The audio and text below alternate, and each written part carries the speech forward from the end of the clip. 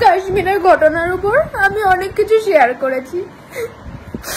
হ্যাঁ, অনেকে সাপোর্ট করেছে আর কয়েকজন এসে ওখানে খারাপ মন্তব্য করেছে, সেটা যার যার ব্যক্তিগত ব্যাপার।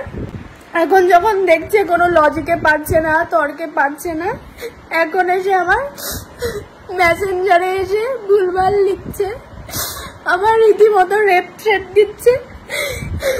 কাশ্মীরে জঙ্গি হামলা এবং তারই নিন্দা জানিয়েছিলেন সোশ্যাল মাধ্যমে।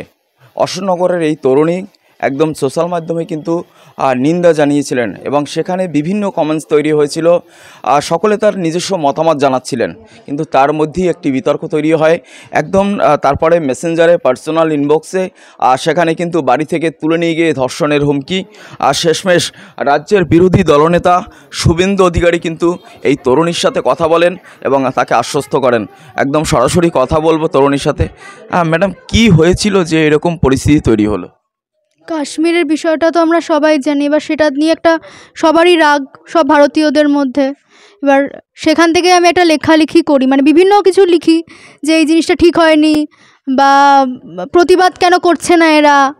সেরকমই একটা পোস্টের নিচে এসে এরা মানে কয়েকজন উল্টোপাল্টা মন্তব্য শুরু করে যে আমি কেন করছি, আমার পোস্টটা ডিলিট করে দিতে বলছে তারা।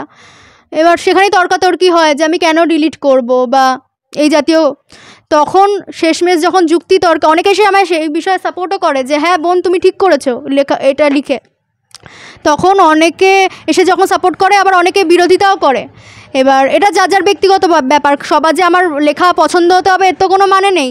এবার আর তার নিচে না যুক্তিতর্ক চলছিল যে কে ঠিক কে ভুল, এই নিয়ে মানে ভীষণভাবে যুক্তিতর্ক চলছিল। এবার শেষ পর্যন্ত আর মানে যুক্তিতর্কে কোনো লজিক যখন আর চলছে না তাদের, কি করে সেই ছেলেটি তার বন্ধুবান্ধব এমজে ফারুক নাম, তাকে মেনশন করে নিচে, আরও 4-5 জনকে করেছিল। তার মধ্যে ওই যে এমজে ফারুক বললাম যার নাম, সে আমায় মেসেঞ্জারে এসে হঠাৎ করে একটা গালিগালাজ লেখে আর তারপর ভয়েস মেসেজে বাজে কথা বলে যে তোর বাড়ি কোথায়, তোকে একটা গালিগালাজ, তোকে এখান দিয়ে তুলে নিয়ে যাব। আমি তখন বুঝতে পারিনি যে আমি এই বিষয়ে লিখেছি বলে, আমি তখন খেয়ালও করিনি যে এই ছেলেটাকেই নিচে মেনশন করেছিল। পরে আমি এমনি পোস্ট করেছি, তখন এসে যে ছেলেটা মেনশন করেছিল সে এসে লিখছে এটা তো সবে শুরু, দাঁড়া না, আরও তোকে অনেকে অনেক কিছু বলবে, তোর সঙ্গে কী হয় দেখবি, দাঁড়া তোর বাড়িতে লোক যাচ্ছে। এই 8টা নাগাদের ঘটনা এটা। আমি গতকাল 8টা নাগাদের বিকেল 8টা নাগাদ। আর কি হুমকি দেওয়া হয়? আরও দেওয়া হয় যে তোকে তুলে নিয়ে যাব, দাঁড়া তোর বাড়িতে লোক পাঠাচ্ছি, তোকে তুলে নিয়ে ধর্ষণ করব। ধর্ষণ করার হুমকি দিয়েছে? ধর্ষণ করার হুমকি দেওয়া হয়। এতেই আমি মানে তখন বুঝতে পারি যে এই ছেলেটাই যে মেনশন করেছিল না, তাদের দিয়ে করাচ্ছে এই জিনিসটা। ছেলেটা দাবি করে সে নাকি তৃণমূল ছাত্র পরিষদ করে, তাই তার কিছু হবে না। আর একজন বলে যে সে নাকি বিএসএফে চাকরি করে, তার পুলিশ কিছু করতেই পারবে না। শেষ পর্যন্ত আপনি দেখা গেল কালকে রাতে পুরো মানে ভয়ে আতঙ্কে কান্নাকাটি করে একটা ভিডিও পোস্ট করেছিলেন, তারপরে কি পুলিশ এসেছিল বা অভিযোগ দায়ের করেছিলেন এই ঘটনা? তারপর রাত 12:30টার সময় আমার বাড়িতে অশোকনগর থানা থেকে পুলিশ অফিসাররা আসেন। তারা আমায় বোঝায় যে ভিডিওটা ডিলিট করে দেওয়ার জন্য, মানে অনুরোধ করে বোঝায় ভালোভাবে, একটু উঁচু গলায় অনেকভাবেই বোঝানোর চেষ্টা করে ভিডিওটা ডিলিট করার জন্য। আমি তাতে রাজি হই না। এই বিষয় মেটার পর তারা চলে যায়। আবার 30 মিনিট পরে অশোকনগর থানার বড়বাবু তাদের ওই অফিসারদের সঙ্গে আসে এবং তিনি আমায় বোঝায়, প্রথমে ভালোভাবে বোঝায়, রিকোয়েস্ট করে। তারপর যখন দেখছে যে মেয়েটা ডিলিট করবে না, তখন শেষমেশ সেটাই আমায় বলে যায় ঠিক আছে তুমি ডিলিট করবে না তো, দেখবে এরপরে তোমার সঙ্গে কি হয়, তখন কিন্তু আমরা এর জন্য দায়ী থাকবো না, তখন তোমার বিষয় তুমি বুঝে নেবে, তখন কিন্তু আর ডিলিট করতে এসো না, এটাই বলে। শেষমেশ পরিবারের কথা ভেবে তারপরে ডিলিট করে। আমার বাবা মাকে রীতিমতো চাপ দেওয়া হয়েছে, ওকে মানে ওনাদের মেয়েকে দিয়ে যেন এটা ডিলিট করেই দেওয়া হয়। কারণ হচ্ছে তারাও তো ভয় পাচ্ছে, আতঙ্কে রয়েছে যে কোনো ক্ষতি করে দিলে তাদের রাস্তাঘাটে তো বেরোতে লাগে, কোনো কাজবাজ করে তো খেতে হয়, যদি তাদের কোনো ক্ষতি হয়ে যায় তখন কি হবে এই আমার সামান্য প্রতিবাদের জন্য। আমি তো এটাই বুঝতে পারছি না যে আমি এমন কি প্রতিবাদ করলাম যে এটা কারো একটা এত গায়ে লেগে গেছে যে উপর মহল থেকে চাপ দিচ্ছে ভিডিওটা ডিলিট করার জন্য। আমার সঙ্গে অন্যায় হয়েছে, আমি কি সেটা বলতেও পারবো না? কতটা আতঙ্কে রয়েছেন এখনো? এখন আগের দিন থেকে আজকে সকাল পর্যন্ত অনেকটাই আতঙ্কে ছিলাম, অনেকটাই, যে কেউ আমার পাশে থাকবে না। আমার বাড়ির লোকও আমায় সাপোর্ট করছিল না, তারাও আমাকেই দোষারোপ করছিল যে সবার সঙ্গেই তো হয়, সব মেয়েদেরই তো এরকম ভুলভাল বলে, তা কই তারা তো প্রতিবাদ করে না, তুই কেন প্রতিবাদ করবি? শেষমেশ রাজ্যের বিরোধী দলনেতা ফোন করে? হ্যাঁ, এটাও উনি আমায় ফোন করার পরেই। কে ফোন করেছিল আপনার? শুভেন্দু অধিকারী মহাশয় আমায় ফোন করেছিলেন স্যার। উনি আমায় আশ্বাস দেন যে উনি পাশে থাকবেন। নমস্কার দাদা। দাদা, ভিডিওটা আমায় রীতিমতো অশোকনগর থানা থেকে চাপ দিয়ে ডিলিট করানো হয়েছে, যে না হলে আমার কোনো ক্ষতি হয়ে যাবে। আর আমি,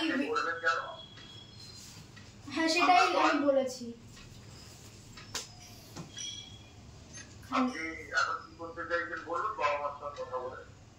স্যার, জোর করে আমার ভিডিওটা ডিলিট করানো হয়েছে। আমি ডিলিট করিনি, আর্চিভ করেছি। আমি যদি চাই আবার ওটা একই রকম পোস্ট হয়ে যাবে।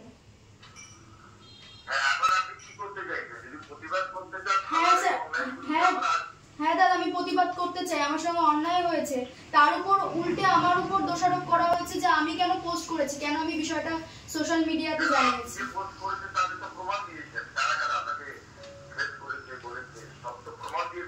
হ্যাঁ দাদা।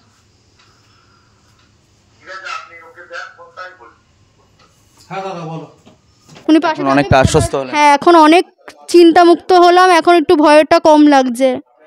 ম্যাডাম, আপনার কাছে একটা প্রশ্ন করি, আপনি কি কোনো নির্দিষ্ট কোনো দল করেন? না, আমি কোনো নির্দিষ্ট দল করি না।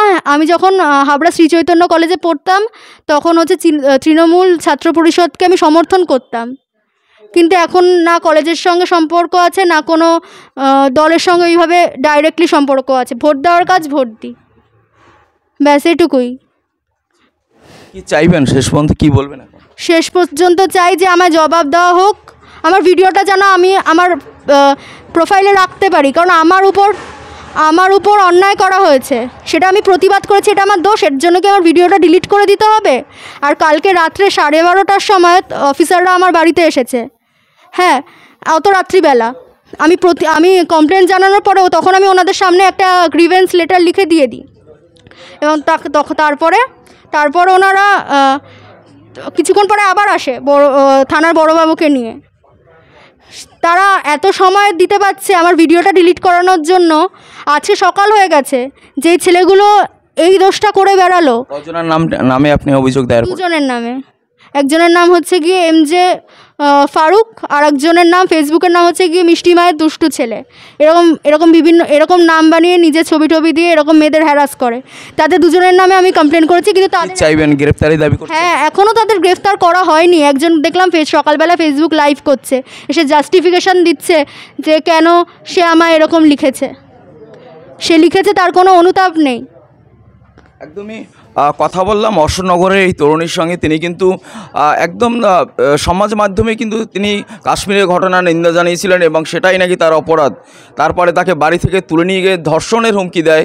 আর রীতিমতো গতকালের রাতটা কিন্তু তার খুব খারাপ কাটে এবং আতঙ্কে কাটে। পুলিশ বাড়িতে আসে এবং শেষমেশ রাজ্যের বিরোধী দলনেতা শুভেন্দু অধিকারী তিনি কিন্তু তার সাথে কথা বলেন এবং তাকে আশ্বস্ত করেন।